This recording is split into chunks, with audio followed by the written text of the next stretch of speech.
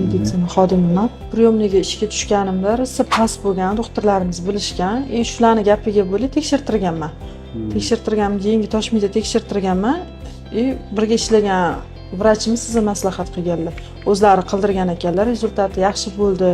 Shularga kelgan, yaxshi vrach deganlar uchun sizga kelganman. O'tgan yil mana 1 yil bo'ldi, eshitish rosa ham yaxshi, doktorlarimiz ham sezishyapti. O'shaning uchun yaxshi bo'lgani uchun ikkinchisini ham qildirganim keldi. Oldin qulog'ingiz oqib, bezovta bo'lgani yoshligingizda? Oldin, yoshligimda shunaqa bo'lgan. O'shaning hisobiga eshitishim ancha pasaygan. Bemorimiz 35 yoshdalar. Bundan 1 yil oldin ikkala quloqdan eshitish pasayishdan shikoyat qilganlar. 1 yil oldin 10 tomon operatsiya qilganmiz. Hozir qayta ko'rikka keldilar.